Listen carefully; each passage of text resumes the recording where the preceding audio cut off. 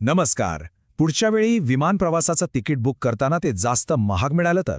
या प्रश्नाचं उत्तर कदाचित मध्यपूर्वेत सुरू असलेल्या इराण-इस्रायल संघर्षात दडलेलं असू शकतं. चला, आजच्या या विश्लेषणात आपण हेच समजून घेऊया की या जागतिक तणावाचा थेट परिणाम आपल्या म्हणजे सामान्य प्रवाशांच्या खिशावर नेमका कसा होऊ शकतो. तर सगळ्यात महत्त्वाचा प्रश्न हाच आहे की या संघर्षाचा आणि आपल्या विमान तिकीट दरांचा खरंच काही थेट संबंध आहे का? याचं उत्तर आहे हो, नक्कीच आहे. आणि तो कसा आहे समजून घेण्यासाठी आपल्याला थोडं या समस्येच्या मुळाशी जावं लागेल. या समस्येचं मूळ समजून घेण्यासाठी आपल्याला जागतिक राजकारण आणि अर्थकारण यांच्यातलं नातं बघावं लागेल. कारण बघा, जेव्हा दोन देशांमध्ये तणाव वाढतो तेव्हा त्याचे पडसाद हे फक्त त्या देशांपुरते मर्यादित राहत नाहीत, तर ते संपूर्ण जगाच्या बाजारपेठेवर उमटतात. आता मध्यपूर्व हा जो भाग आहे तो जगातला सगळ्यात मोठा तेल उत्पादक प्रदेश आहे. त्यामुळे साहजिकच आहे की या भागात निर्माण होणारा कुठलाही लहान मोठा तणाव हा थेट जागतिक इंधनाच्या किमतींवर परिणाम करतो. संघर्ष सुरू झाला की तेलाच्या किमती तात्काळ वाढायला सुरुवात होते. पण या जागतिक अस्थिरतेचा थेट परिणाम विमान कंपन्यांवर कसा होतो? याचं उत्तर अगदी सोपं आहे. इंधनाच्या वाढत्या किमती. इंधनाच्या दरात होणारी कोणतीही वाढ ही थेट विमान कंपन्यांच्या खर्चात वाढ करते. विमानांसाठी एक विशेष प्रकारचं इंधन वापरलं जातं, ज्याला एव्हिएशन टर्बाईन फ्यूल म्हणजे ATF असं म्हणतात.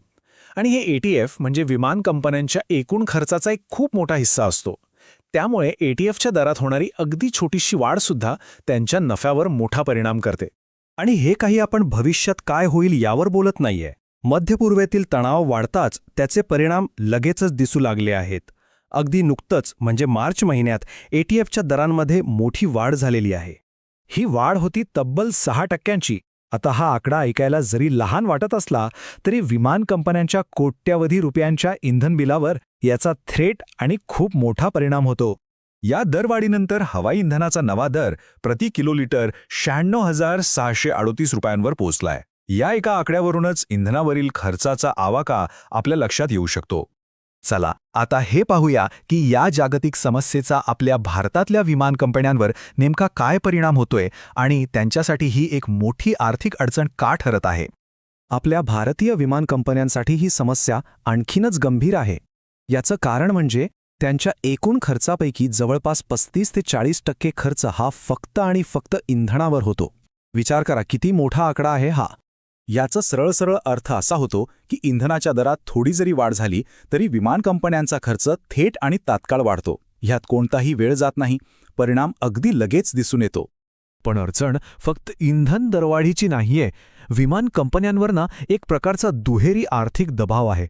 म्हणजे बघा, एकीकडे ATFचे दर वाढत आहेतच, पण दुसरीकडे डॉलरच्या तुलनेत आपला रुपयासुद्धा कमकुवत होतोय. यामुळे आंतरराष्ट्रीय बाजारात इंधन खरेदी करणं आणखी महाग होऊन बसतं. म्हणजे दुहेरी फटका.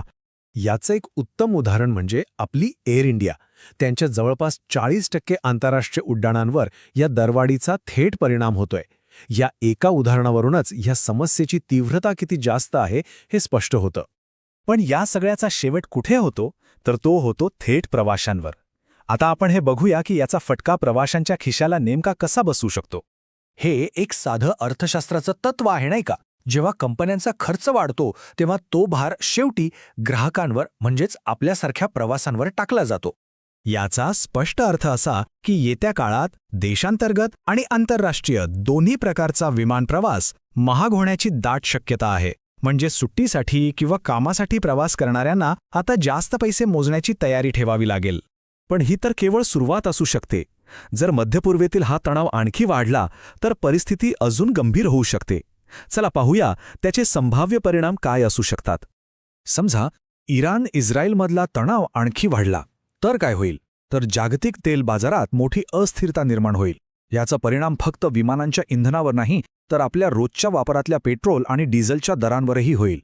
आणि या सगळ्याचा एकत्रित परिणाम थेट संपूर्ण जागतिक अर्थव्यवस्थेवर होऊ शकतो. तर या संपूर्ण विश्लेषणानंतर एक गोष्ट तर नक्कीच स्पष्ट होतीये की मध्यपूर्वेतील तणाव, वाढते इंधन दर आणि विमान कंपन्यांचा खर्च यांचा एकमेकांशी थेट संबंध आहे. त्यामुळे मूळ प्रश्न पुन्हा एकदा आपल्यासमोर उभा राहतो. ही सगळी परिस्थिती पाहता येत्या काही महिन्यात विमानाची तिकीटं खरोखरच वाढतील का? यावर नक्कीच विचार करायला हवा.